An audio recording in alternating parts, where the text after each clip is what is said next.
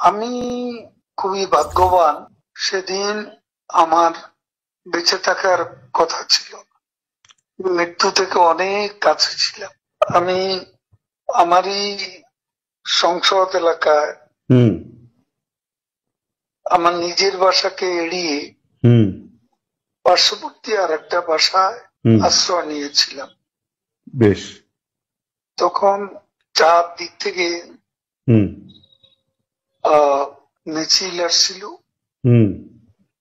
এবং এটা আসলে ছিল প্রধানমন্ত্রী গণভবন কেন্দ্রিক, এবং এটা আমরা অবাক হলাম যে সংসদ এলাকাতেও এটা ছড়িয়ে পড়ে এবং একটা লুটপাটের যে লুম্পেন স্টাইলের কতগুলো ঘটনা ঘটে এবং সেখানে বিভিন্ন ধরনের লোক আসে এবং এদের মধ্যে বেশিরভাগই মনে হয়েছে এটা কোন রাজনৈতিক অভ্যুত্থান, এটা লুটপাটের অভ্যুত্থান।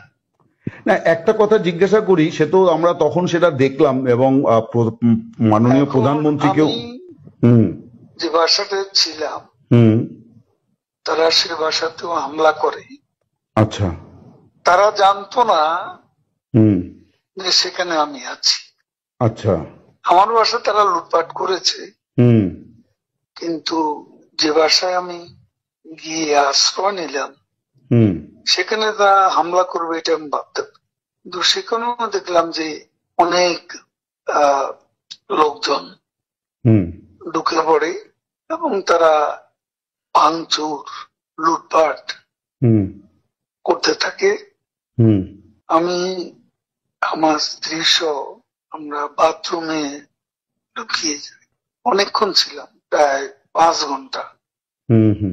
তারপর একটা পর্যায়ে এরা তো ওই বাথরুমের ভিতর সেখানেও কমোড বেসিন এগুলো তো লুটপাট করেছে সব জায়গায়। সেগুলোর লোভে প্রথমত তাদেরকে আমার ওয়াইফ সেই বাথরুমের মুখে দাঁড়িয়ে বারবার বলছিল যে আমি অসুস্থ, এ কথা বলে তাদের ফিরিয়ে দিচ্ছে। তো একটা পর্যায়ে তারা এই বাথরুমে যেগুলো আছে সেগুলো লুট করার জন্য জোরপূর্বক প্রবাসের হুমকি দেয়। তো সে সময় আমার ওয়াইফ জিজ্ঞেস করে যে কি করবো, খুলে দাও যা হবে। তারপরে 7-8 জন ছেলে ঢুকলো, তার খুবই আক্রমণাত্মক দৃষ্টিভঙ্গি মনোভঙ্গি নিয়ে। তখন হঠাৎ তারা আমার দিকে তাকায়, আমার দিকে তাকিয়ে আপনি নেত্রী চলে গেল, আপনি জাননি কেন? আমি কিছু বলছিলাম। তারপরে ছেলেদের মধ্যে কি ভাবের উদয় হয়েছে জানি না, তারা আমাকে বলে আপনার ছবি তুলবো। তারপর আমার ছবি তুলতে শুরু করলো, সেলফি নিচ্ছিল, ছবি তুলছিল। এরা ছাত্ররা অনেকে আমাকে চেনে, তো কি কারণে তারা তখন আক্রমণাত্মক যে মনোভাবটা ছিল সেটা নিমেষে শীতল হয়ে গেল। এরা ঠান্ডা মাজাজে তখন কথা বলছিল। আচ্ছা। এদের মধ্যে আবার এক পর্যায়ে একটা গ্রুপ তারা চেয়েছিল আমাকে রাস্তায় সেনাবাহিনী হাতে তুলে দিতে, কেউ কেউ আবার এটাও চেয়েছিল যে জনতার হাতে তুলে দিতে। এটা অবশ্যই তখন একটা মানসিক ভাবে ভেতরে ভেতরে ভেঙে পড়েছিলাম। এরপর এরা এদের একটা শার্ট, এদের ওই ব্যাজ, লাল পতাকা শোভিত ব্যাজ লাগিয়ে আবার কালো একটা মুখে একটা মাস্ক দিয়ে আমাকে হাঁটতে হাঁটতে সংসদ এলাকা থেকে বড় রাস্তা গণভবন অভিমুখী রাস্তা ওখানে নিয়ে যায়। ওখানে নিয়ে হঠাৎ করে কোত্থেকে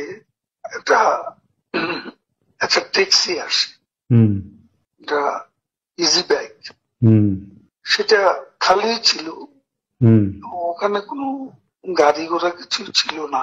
হুম ওটা হঠাৎ করে কেন যেন এসে পড়ল, হুম হয়তো আমার ভাগ্য। এরা দুজনে আমাকে নিয়ে, আমার ওয়াইফকে নিয়ে ওটাতে উঠলো আর বলতে লাগলো, ওতে তো অসংখ্য মানুষ, হুম চেক আপ সব জায়গায়। এরা বলতে লাগলো যে আমাদের চাচা চাচি অসুস্থ, হুম হাসপাতালে নিচ্ছি, হুম ডিস্টার্ব করবে না।